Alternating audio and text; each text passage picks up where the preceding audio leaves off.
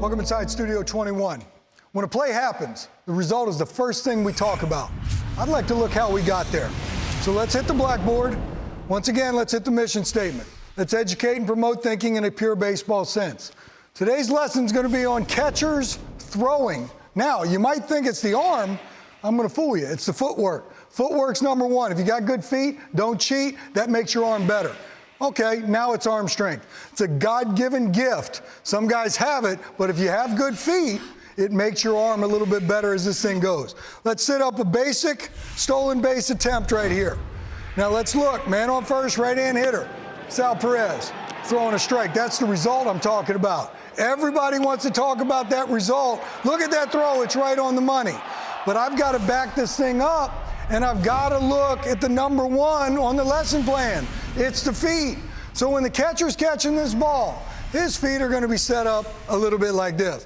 With this guy here, this foot's got to come to center. That's going towards the point. And when that foot hits the point or hits the ground, that's when he's letting the big dog eat, and he's throwing out the guy at second base, which everybody loves that result.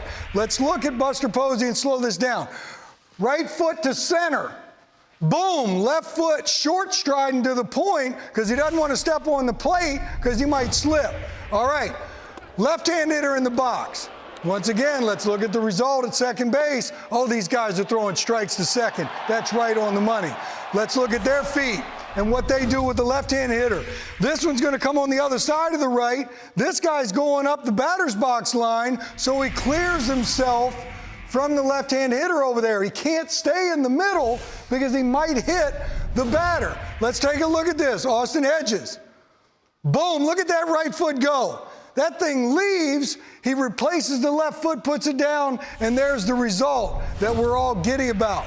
Man on second, trying to steal third with a right-hand hitter. This one's a pretty unique one right here, but we're going to get caught up in the results. I understand it, but let's look at the feet. This one's coming back a little bit towards the umpire. This one's got to get back here to clear the right-hand hitter to throw to third base. And this is a little bit different of a move by the catcher with the right-hand hitter in play. Let's take a look. Look at the right foot go back towards the umpire, kicks the left foot out of the way a little bit, and makes the throw to third base. That's awesome. Now, with the left-hand hitter up, this is too easy. This is just an assault straight on third base. Catchers come out of the box, firing to third because nothing is in their way. But let's look at the footwork. It's slightly different. This is a classic right goes to left, left goes to target. This is an automatic for big league catchers if you give them a chance. And look how this foot gets all the way out here to the batter's box line as we slow this down. Once a high heater, it's not coming. Low heater. But look at the feet. Boom, boom, and then we deliver the result to third base, which is the out. So if we all look at the result, and we see a catcher throw somebody out. But what we need to understand, this is throwing to second with a right-hand hitter. He's got to stay in the middle because he can't get over there. That one, he must clear himself from the left-hand hitter. This one's a little bit more unique because he steps behind himself to clear throwing to third. That's the easy one right there. So I love the results too. I love great throws. I love throwing out base stealers and watching it. But if you understand what catchers can do, they can do some pretty special things with their feet. Footwork, that was awesome. Don't step on the plate because you might slip. That was great stuff, man. Really what are we going to do now? I'm going to throw a little bit. I got Greg as my hitter. First, I want you over here. Okay, good. Right-hand hitter in the box, and we'll talk about the footwork. And what I talk about with the footwork here is right-hand hitter. Okay. And so if I get carried away and try to throw like this, I got problems because I got the big fellow in the middle. Right. So that's the one where I'm going to try to stay in the middle. Right foot's going to come to center, and then I'm going to attack and try to short strike because I don't want to step. So you haven't swung yet. You're just taking the pitch. You're going to be good. Right. And I'm coming out. Boom, boom. Quick feet and try to get the delivery down to second base. Now how much does the pitch determine your footwork? It's going to a little bit, but one thing that you want to do is you want to stay down here because the pitch is first and foremost. So even if I catch it here or here, I still have to fight to stay center because that guy's in my way. So if I catch it here, it's going to be short to the middle, and then I'm going to step in front of home plate right here. Now, Greg, switch hitter. Okay. Jump to the left side. And especially if you're a guy that likes to get on the dish, scoot it a little bit closer to the dish. Right. I can't do that same technique and stay in the middle because this is going to be problematic. Right. So this is the one where the right foot is going to kick way over here. And Jan Gomes and Hedges are very wide set up.